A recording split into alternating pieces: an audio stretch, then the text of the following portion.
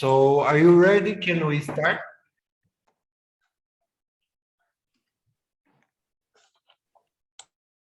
Great. Okay. Would you like me to start with an intro? Can we start? Because I know that you are busy. Yeah. Let me do this. First of all, thank you so much for having me. I always take these opportunities with a lot of humility, because I'm sure you guys get quite a few folks willing to do this. So when I got this opportunity, I was really happy for it. Let me start by saying thank you. And what time is your time over there? In Brasilia, it's about 10 in the morning, 10 a.m. Okay, so it's not in the morning. It's not terrible, Yes. but it's still Friday, right? Like, Yes. so I would like to start by saying that, like, in terms of thinking about your career, especially when you get to university, which is where you have to make a couple of important decisions, it's very crucial that, like, you balance, like, what it is that, like, I always say, a career is built on where you have aptitude, where it intersects with a need, some sort of human need, and identifying that. And I'll start by giving you a little bit of information about how I landed in executive recruiting, which is what I do today. So for Meta, and I know it's weird now, Facebook is called Meta. I'm happy to take questions about that as well.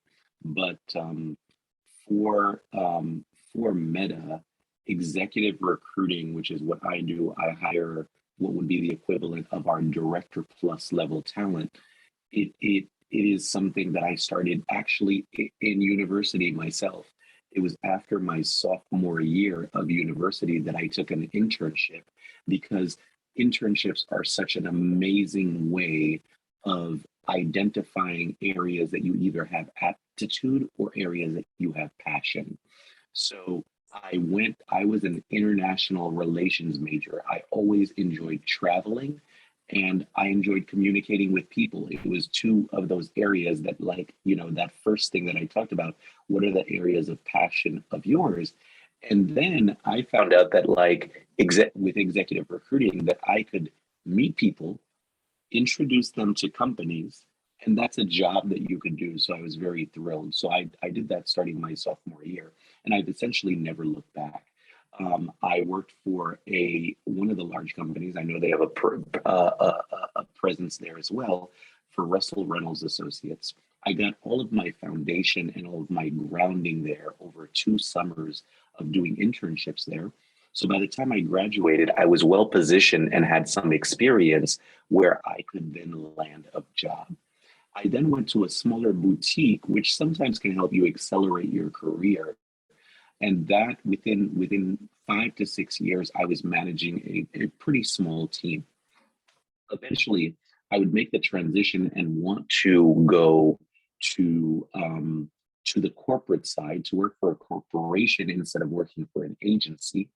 And that ultimately led me to not only pursue an MBA, a master's degree, but it would also lead me to NBC Universal. And I was fortunate there in that, like, I was there to help build a team almost from scratch. The team didn't exist. We built the team. I ended up having a team of 16 people reporting to me. And I was doing that for a while. And then the last piece that I'll say about that is when I was building this within 5 years, there was an association and organizations. And I think that's another thing that people need to belong to as you think about your career is where are the thought leaders for whatever it is that you do. So for what I do, there's a global organization called ESSEX, the Executive Search Information Exchange. And there I was able to I was on a panel. So I was on a panel discussing everything that I had built. And I'll never forget it. At the end of that panel, a woman came up to me and she's like, "You should be working for Facebook." And I thought to myself, Facebook wasn't really on my radar at that point. But she took me to lunch and she essentially convinced me because I live in New York and Facebook was in California. And at the time I think my son was already born. So I had started to have children and had really strong roots in New York. So I said, I don't want to relocate, but I'm open to traveling a lot because as I mentioned, I enjoy traveling. And the rest is history. So now I've been for Facebook. It'll be 5 years this June. I run a team that is responsible for most of what we call our business recruiting. So it's non-engineering recruiting for the company. I work with our chief business officer, which is responsible for all of how we make money. I also support the organization of our chief marketing officer and a little bit of our operations team in all of Director Plus hiring for the company. So that's a little bit of an overview of my background. And one of my passions has always been to talk to students at the University Plus level. Sometimes I talk to students at the grade school, high school level. But I think like people don't think about their careers as this kind of building block. I feel like everything that you do is a building block to the next thing, because I'll tell you, I ended up getting my MBA in marketing because I thought I was going to shift and have a career in marketing. And then the NBC Universal opportunity came back. But I will tell you that that MBA serves me so well because while in executive recruiting, you don't need an MBA to do what I do. Oftentimes, I get pulled into the most strategic projects about building our team, building our organization because of that extra education that I received. So it's one of those things that I always say is education is never a waste. And the building blocks that you're building in everything that you do, one builds on top of the other. So that's a little bit of an overview of me. I will pause there. I can say so much more and take this in different directions, but I want to make sure that I answer some questions that are valuable for you guys.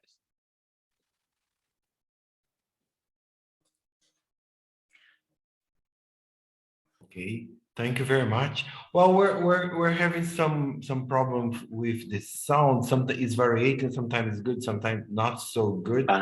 But I hope the students could understand or took most of it. So at the beginning, it was a real something that you desire in the university, and then that you build. And do you think it was important for you when you start your life in a company world, in the corporate world, this drive to deal with different cultures and international business or possibilities? Yeah, absolutely. Is the audio better now? I took off my AirPods and sometimes that makes the difference. Okay, it's better. Yeah, the technology.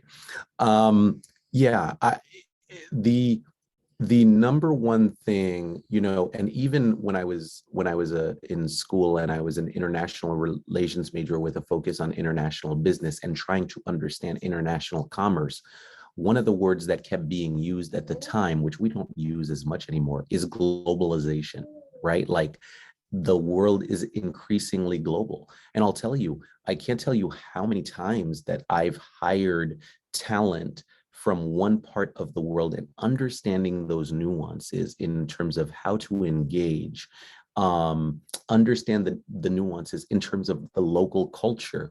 An example that I can give you is, for example, we made a hire maybe a year ago for someone in Germany.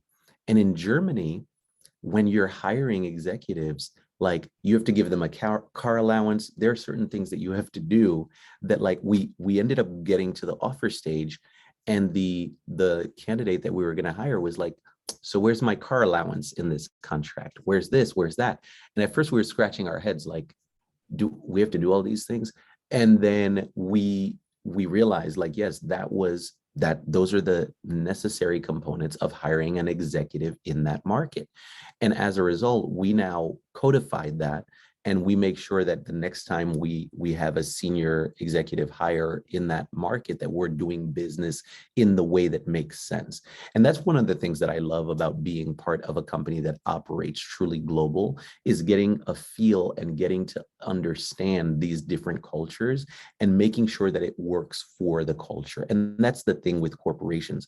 While corporations are not a being, they have to adapt to the local market. Otherwise, you may not be invited to stay in that local market.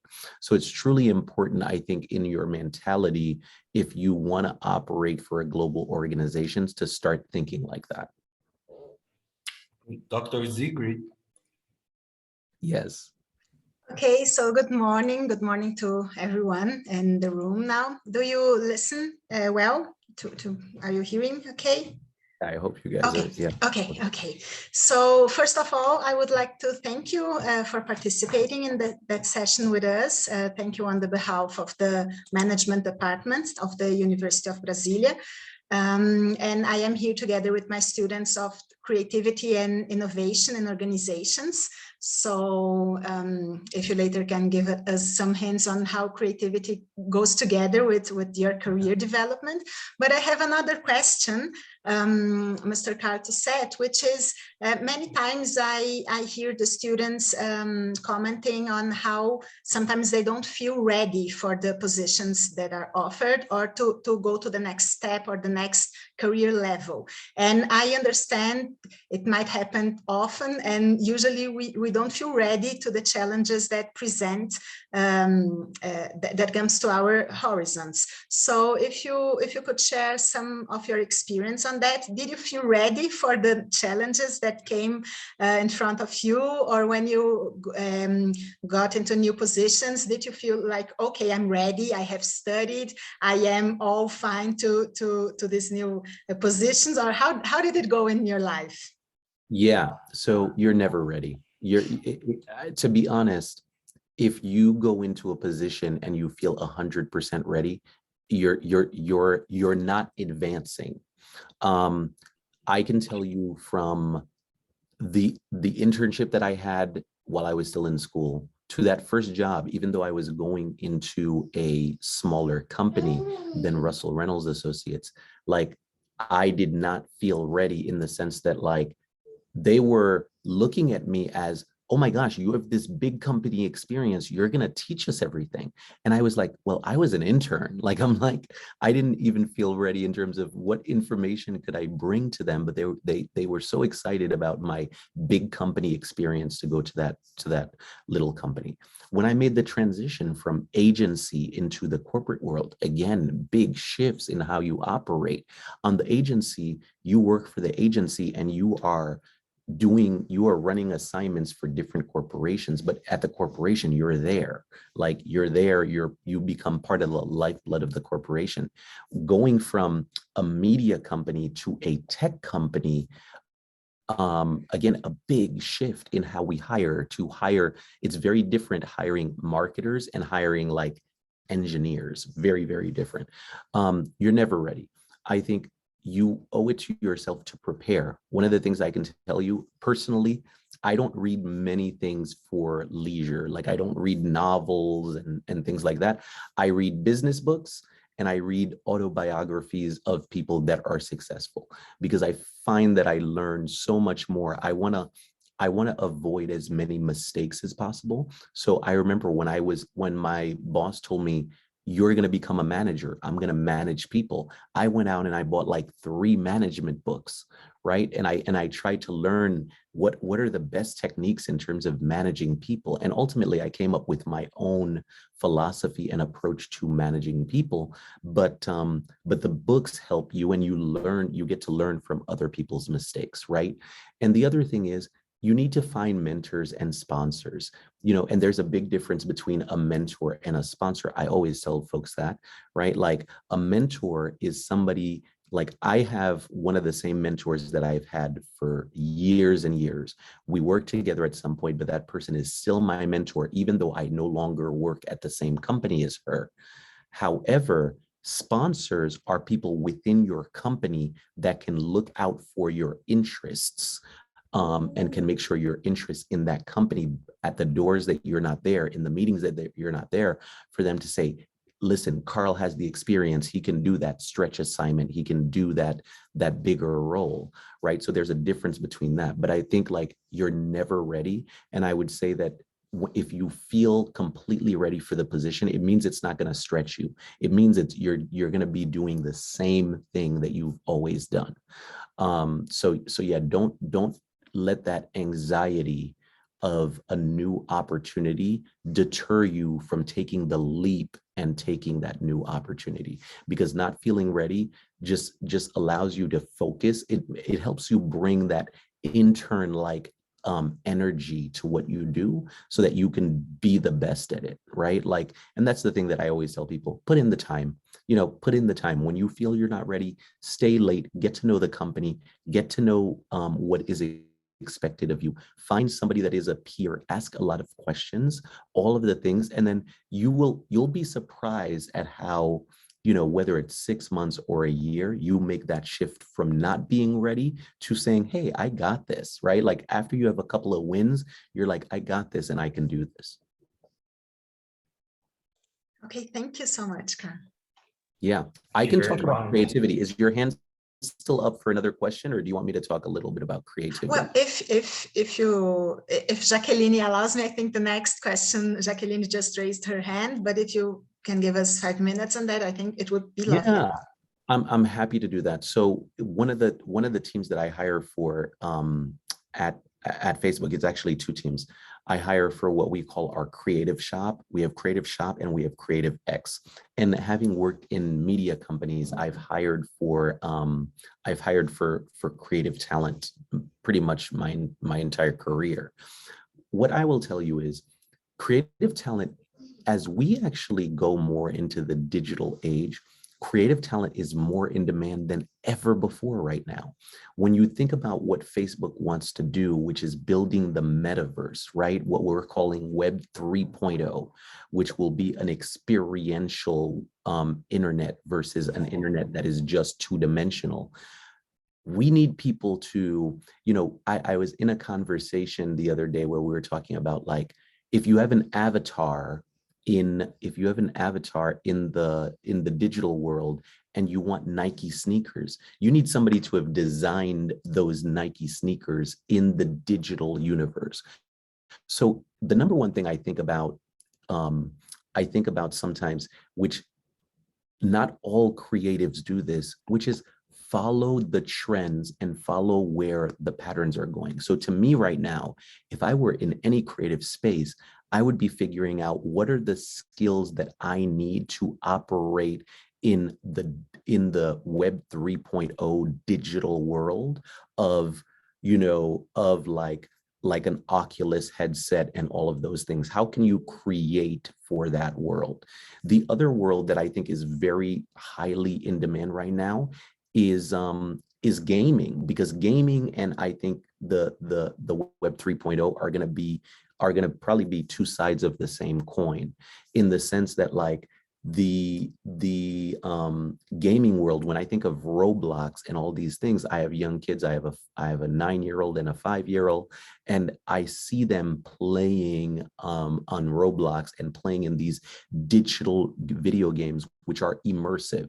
And I think those are 2 areas. So I think for creatives, one of the things that I would tell you is follow the trends, follow where are creatives sought after. Just because it might not look like a creative gig doesn't mean that it's not a creative job, first and foremost. And the other thing is like, again, now we're you guys might have heard the term gig economy, where for creatives in particular, you don't necessarily need to work for a company to be successful. You can actually put up your services for hire, right? Whether that is like on a platform, I think it's Canvas or Canva, where you're creating logos for companies, et cetera, et cetera. Like there are so many ways of out of the box thinking.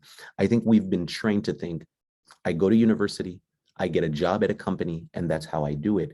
But now for creatives in particular, you can go to university, while finding one of these websites or employers that you're contracting your services to different companies, and that can be very, very lucrative as well. So it's thinking differently about your job, but it's also following the trends of what's going on, because I think like creative talent has never been more in demand than it is right now. Okay, well, very good to hear that. I hope the students are paying a lot of attention on that aspect and deliver a lot in our class. So thank you very much, Carl. I now give the chance for the other ones to set their questions. And well, again, welcome to our department. Jaqueline. Thank you. Oh, thank you, Carl. We spoke a little bit on email. Thanks so much. Yeah. Great to see this happening, including your your assistant who I started talking with was Brazilian, right?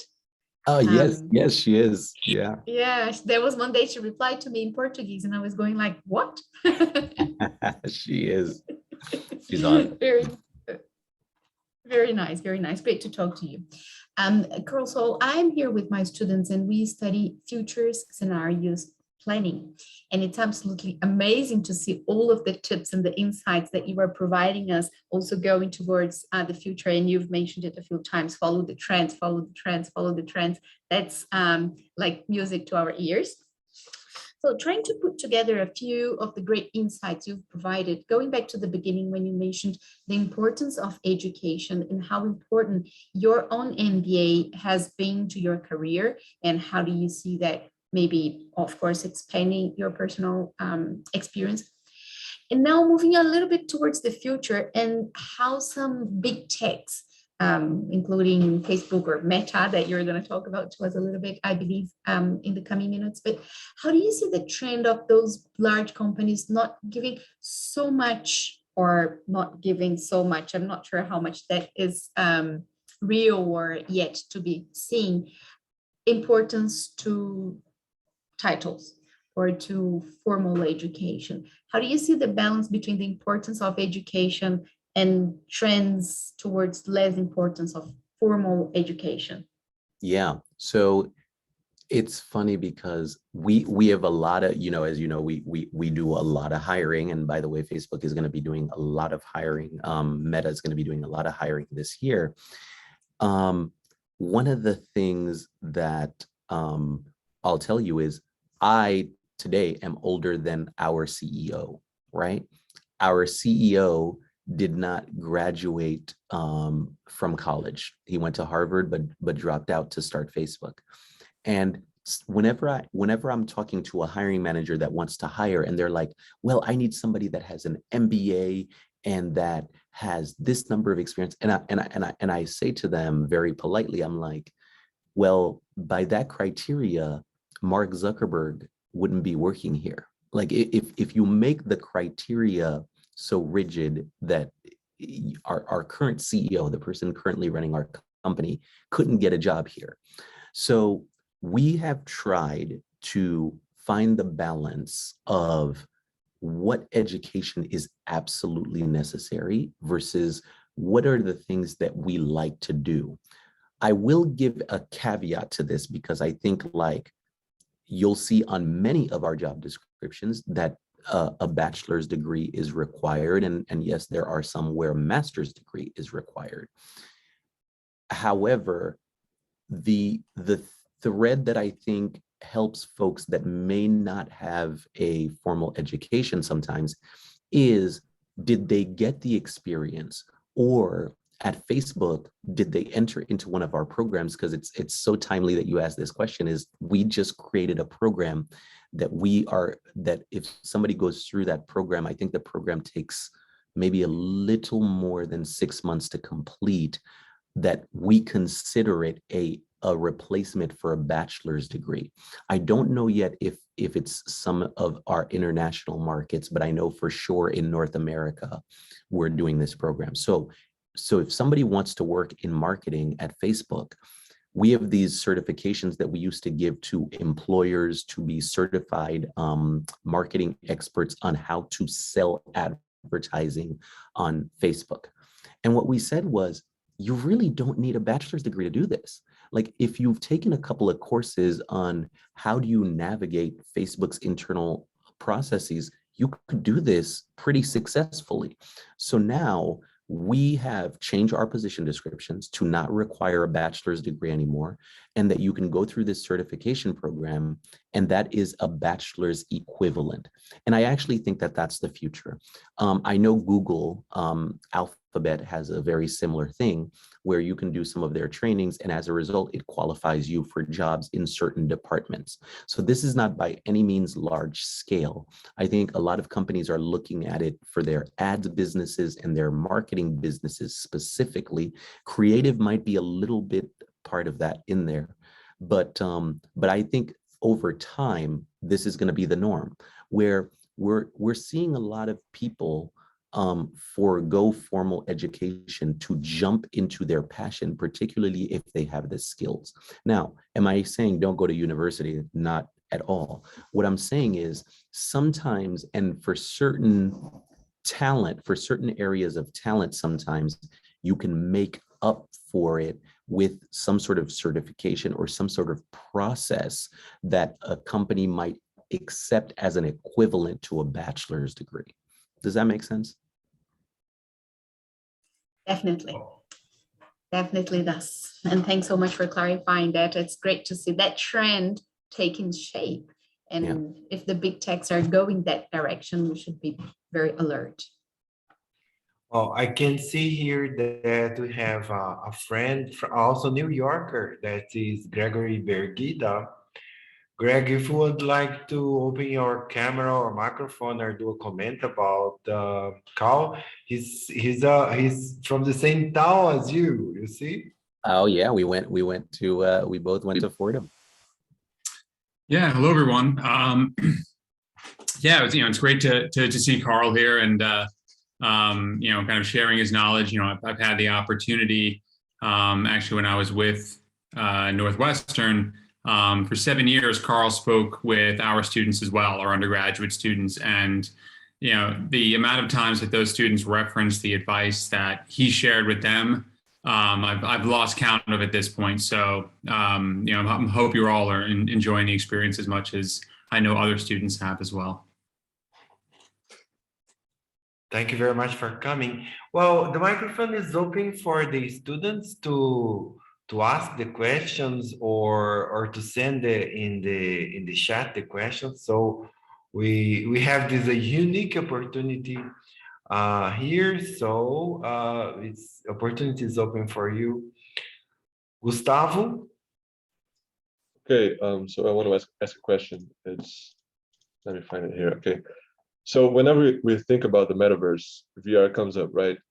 Yeah. But virtual reality has been around for many years in gaming-focused spaces, and it's still not even close to the most popular way to engage with games, I'd say. So if you want to bring this technology to other areas of life, a lot of improvements are needed. So I want to ask, how far off are we from VR or AR hardware being suitable for mass adoption, would you say? I don't even know if you can say that. But yeah, that's just what I want to know. Yeah, thank you for that question. I listen to a lot of podcasts, and one recent one talked about how the problem with AR, VR, and the headsets is they're just not sexy, right? Like they're just not sexy. They're just not cool enough, and they need to have a certain amount of cool factor to take off. Here's what I say to that. I agree, first and foremost, where we are today, for that technology to launch, and Gustavo, thank you for the question and the popularity of that. But I was recently saying this to somebody that asked a very similar question. I will never forget where I was the day that the iPhone was released. I went to the movies that day by myself, like I often like to do. I love movies, so like I went to the movies, and the person in front of me in line had just gotten the new iPhone. Here I am. I had my big BlackBerry. Do some of you even know BlackBerry? Like you might not even know BlackBerry. I had my big BlackBerry on my hip because that's where you wore them. Then I had my big BlackBerry on my hip. And I, peeked over because a bunch of people started to gather around this guy asking him questions because it was the day it came out. And I thought to myself, I'd never have that. Like, I'm like, ugh, what is this iPhone thing? Like, it doesn't make any sense. Like BlackBerries, people that had them used to tell you that they were a workhorse, right? Well, I made the transition from BlackBerry, then I got an Android, and then for the last, I don't know, nth years, I've had an iPhone, right? Like it just, the technology evolved to such that it made sense to adopt it, right? And if you look at where BlackBerry is today, I couldn't even believe it. I was seeing a chart on BlackBerry that BlackBerry actually still exists more so as a software company now than a company that still makes phones. I say that to say nascent technologies are often on the fringes until they are not. Sorry. My daughter's here. Are often on the fringes until they are not. And what you have to do is you have to look at a technology. Clay Christensen wrote a book. Give me 1 second. Give me 1 second.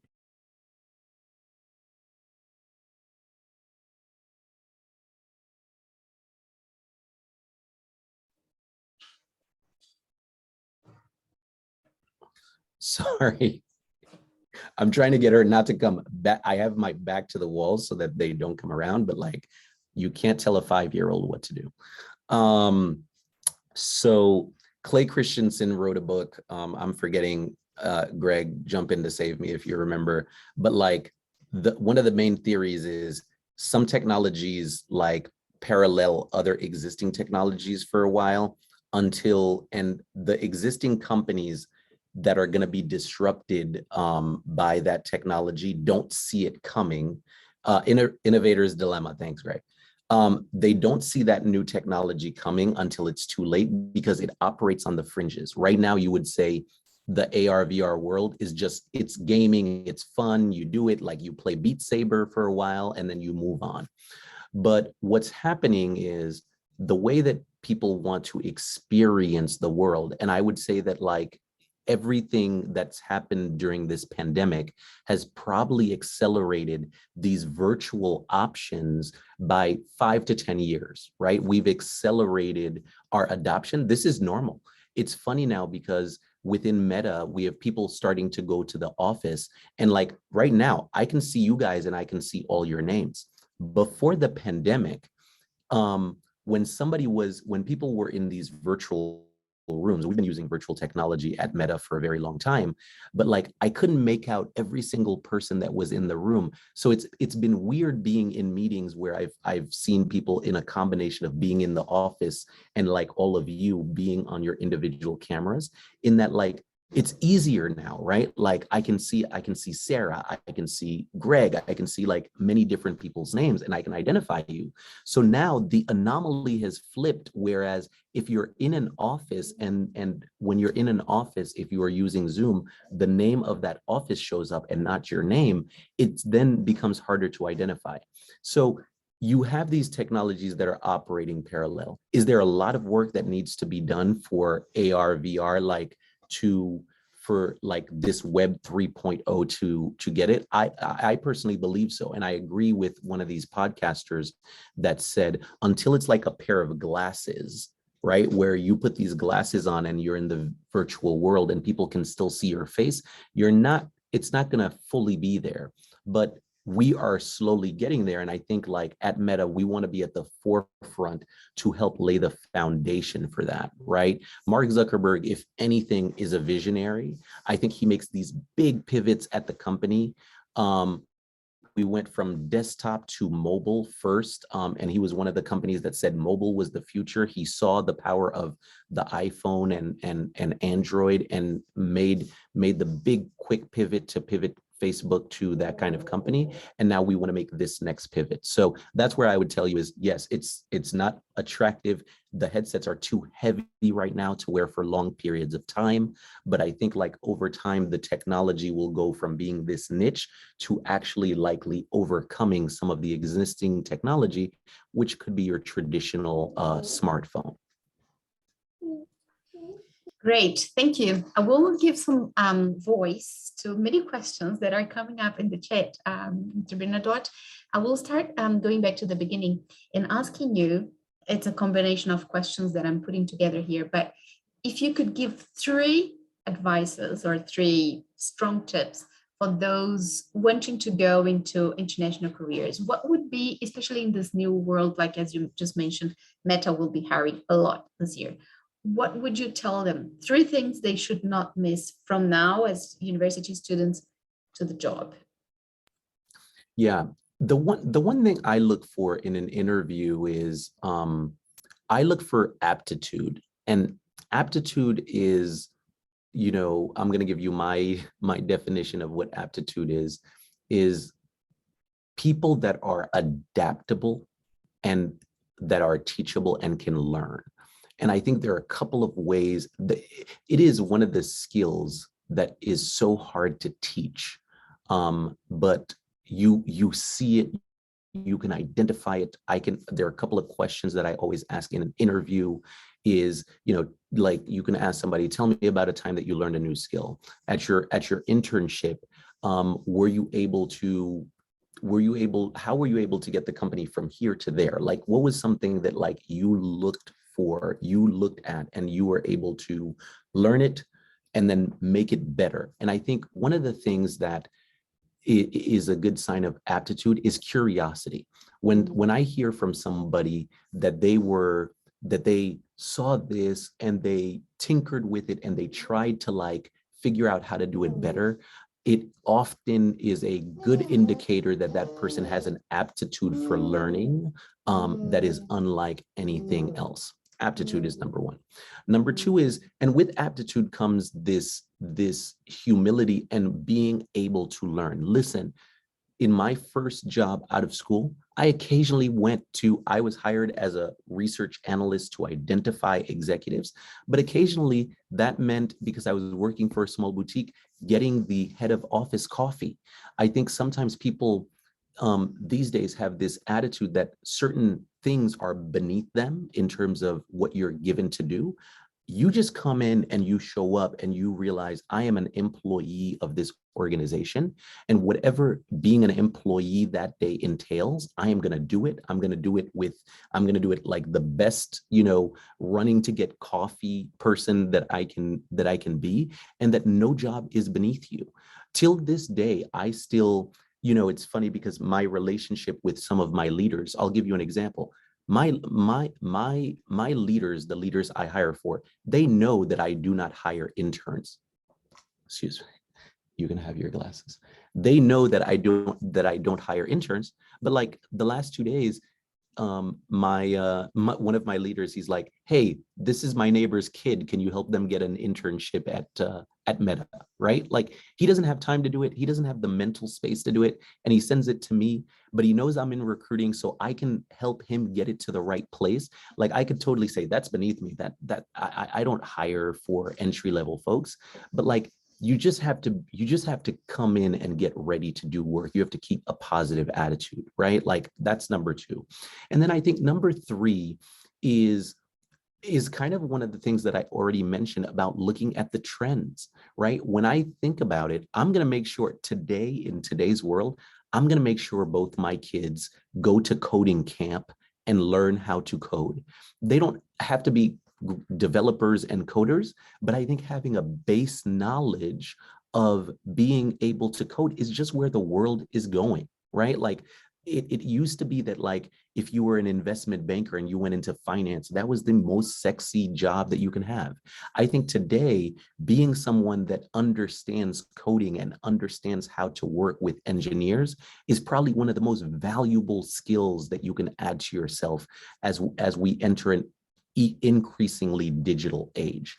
So those are probably the 3 things that I would say to bring to the table, because I think like those are the things that will help you, that will help employers, whether you're applying for an internship or you're applying for your first job out of school. Those are kind of signals that, like, hey, I have this can do, and I am adaptable, and I will come in here and add value.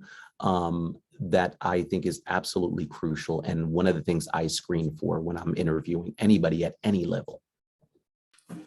Great, thank you. Amazing 3 tips.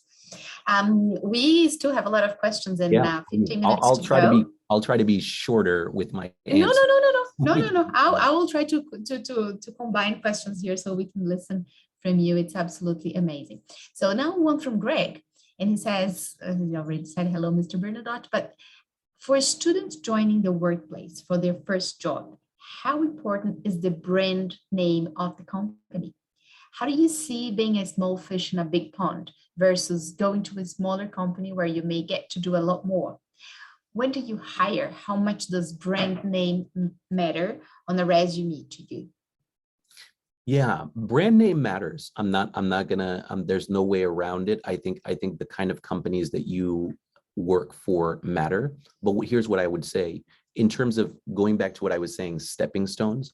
If you start with a company that doesn't have a great brand name and you get to do a lot and you get to get the right experience, you're gonna be ahead of the game, and you might get to go to that brand company for your second or your third opportunity, right? Because now we don't use this very much at Meta, but like one of the things that's been going on now is employers are getting so many applications that they have AI machines looking at the keywords that you guys would submit on your resume. So as a result, you want some of those keywords and you want that experience so that you can have those keywords on your background. So I would say never shy away from a smaller opportunity if necessary, to build as a stepping stone. But I think that when you can, if you go to a brand name company, I think that's important to do as well, right? Like I think that helps. What I would ultimately say is, if you have a job offer, all other things being equal, you have a job opportunity with a company that doesn't have a brand name and a company that does have a brand name, unless there's something there like you like the manager, the person that you'd be reporting to more than the other, but all things being equal, you probably want to go to the company that has the brand name and the brand recognition. Because I'll tell you, it's a natural bias. When I look at a resume and I see somebody that has Google experience, immediately what is happening in my mind is this person is going to understand how to navigate at Facebook, because a tech company like Meta and Google operate very similarly in a lot of ways. So there's this bias that happens, unconscious bias that happens when you look at 2 resumes all being equal, and somebody might have worked for a search engine that no longer exists, but they have Google on their experience. I'm going to gravitate towards that person that has Google on their background. Great. Thank you so much.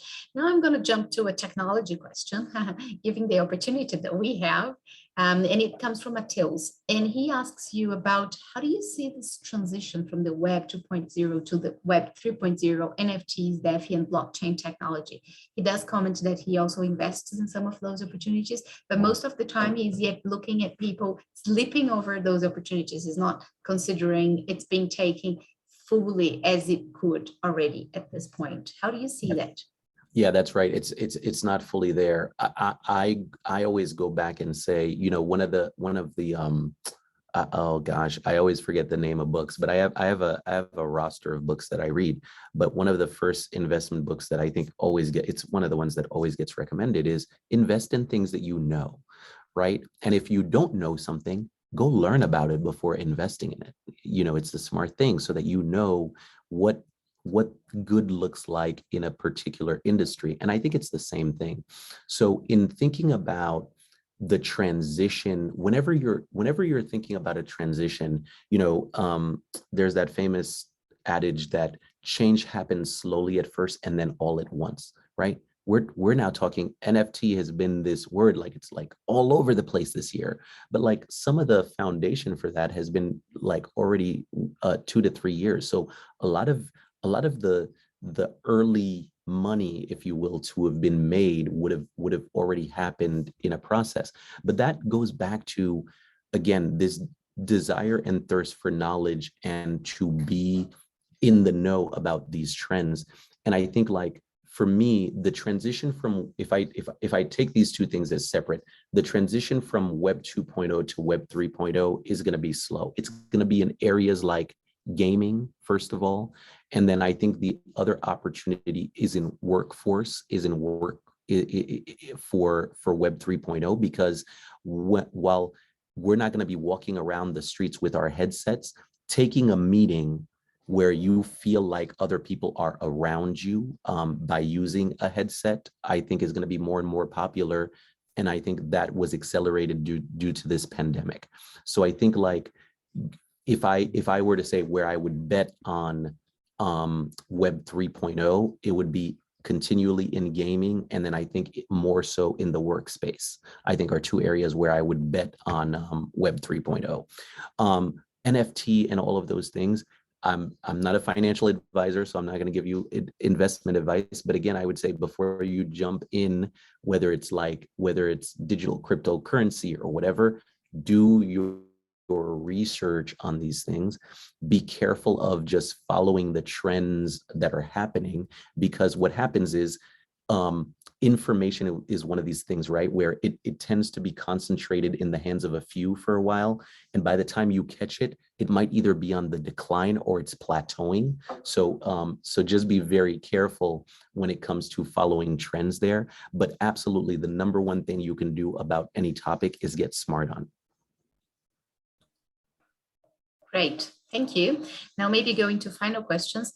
There's one about Meta. How is it going to change the quality and the way we work virtually? Absolutely. Imagine one of the things that we have a thing called rooms now already, where we can work with other people and you can feel like other people. So let's say 3 of us walked into a virtual room. If you walked in on my left and somebody else is sitting in this virtual room on my right, the audio from the headset should pick up the voices of the person on my right and pick up the voices on my left. So what's gonna happen is like, as much as the headsets can create the virtual environment and replicate the real world environment, the better it's going to be, right? Like, until that can happen, it's not going to necessarily resonate and be great with people. If it looks in the virtual world that you're sitting to my left, but I'm hearing you to my right, there's going to be this cognitive dissonance that is going to make it feel weird and awkward. Hold on one second. Kara, can you lower that, please? Can you lower that? I can't do this until I need 8 minutes, okay? Have her lower that completely. Thank you. Sorry. So one of the things that I think Meta is thinking about in terms of this, Kara, I'm not going to ask you again to lower that, please. Thank you. One of the things that that Meta is doing is you have to replicate as closely a real world experience as you can in this digital world. And again, these are the things that take time and that are iterative, right? If you remember on the iPhone, when you first used to swipe, it used to be slow. Now you swipe on an iPhone or any smartphone, you forget that it's a piece of glass. You're not actually swiping little digital icons away. And that technology evolved over time. And I think it's going to be the same thing for the Meta headsets, is they are going to evolve over time to feel more natural. And the more feedback our product people are able to get, the more natural they can make it feel. And I think that's going to increase adoption. Great. Thank you. Now, one question maybe on the engineering side of the company, if that's possible. Mariana asks, how do you believe should be the best code language for undergrads and professionals to start learning to be able to go into the Meta world? Yeah, start with the easy ones. Start with like Python and some of these easy ones. Like, you don't have to go very far to realize which languages are popular. Go to Meta's website and look at some engineering jobs. Go to do the same thing for Google Alphabet, and you'll see which languages are popular. I think Python is still super popular right now as a coding language, but that's the thing. I don't want to, again, I hire some engineers, not very many, but I don't want you guys to, I don't want to mislead you, but I think the way to figure out which languages are popular, if you go to any like, you know, Netflix or any of these companies' websites and you look up 10 job descriptions, look at the coding languages that that tend to repeat themselves. That's the popular language, and that's the one that you should learn first. Okay, we're about to finish. We have this incredibly good opportunity to talk with Mr. Bernadotte from Meta. And I must say something that in Brazil, we are very social creatures. We are very much social. And perhaps we have the country that which Meta or Facebook had the biggest influence in the world, probably. We cannot survive without WhatsApp in Brazil. Is it really something before and after WhatsApp in Brazil? We're thinking to change the name of the country from Brazil to WhatsApp country, something like that, because it's so important here. And any students can say that I'm lying to you, but it's really, really fundamental for us. And good to know that you open a window in terms of the future and of the company and the opportunities in terms of job. I would give you some time if you want to add something to this very interesting, very important session for us here. Yeah. So let me touch on WhatsApp and one of the principles that that I firmly believe in, and I read it, and I wish I remembered the book. I read a lot of books, and I often forget the authors.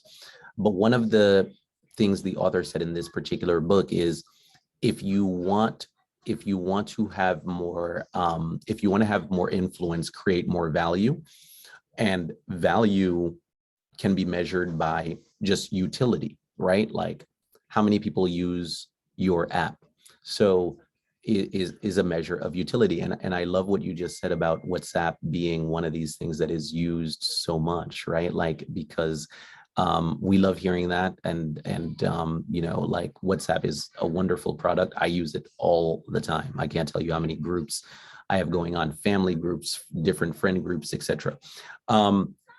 The principle for any one of you here out of that is, find a company that is creating utility for people, because companies that are creating utility, meaning they are adding value in people's lives.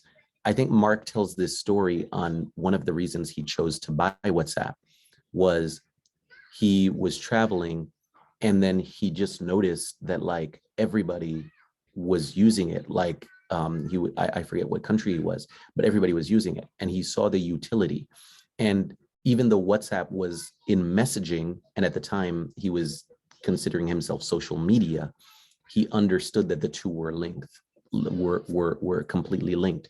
And I think, like, again, whether it is starting a business and like, you know, running your own startup, you find that intersection of utility and where things are adding value into people's lives. Like when you see an opportunity to create utility, like cling on to that with both hands, because that is an opportunity that will be $1 billion, if not $1 trillion opportunity.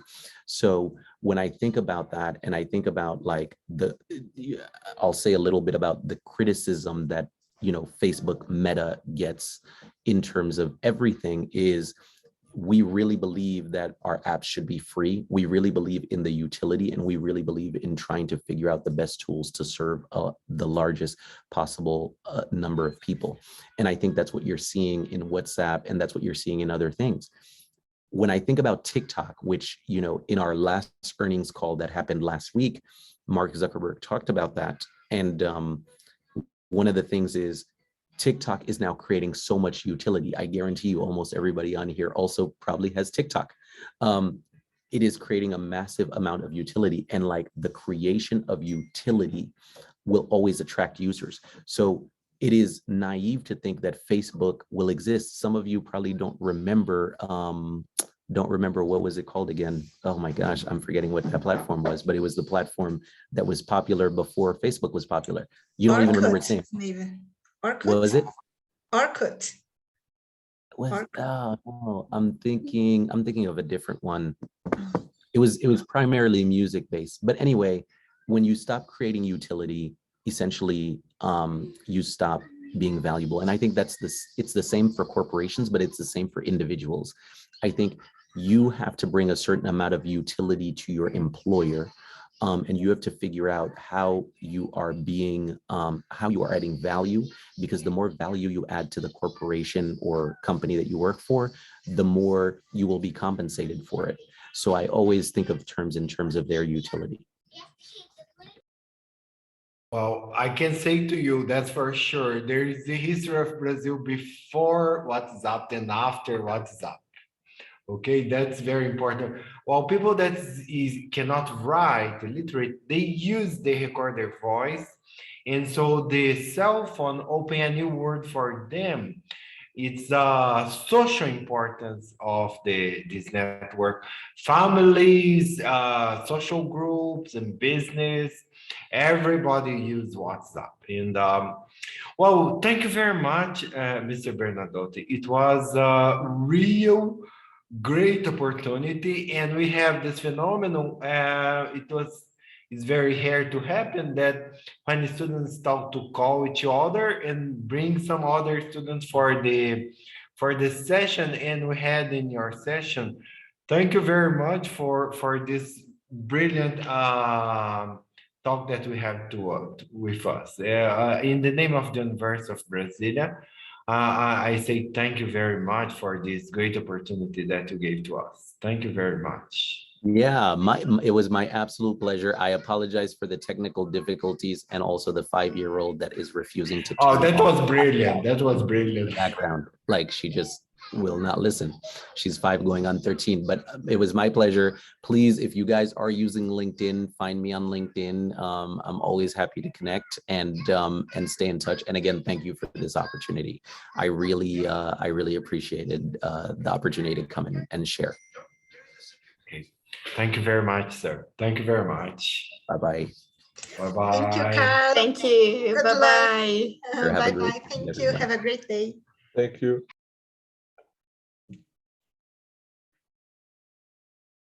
So I should end the session. I will firstly stop recording. Let me see where I do that.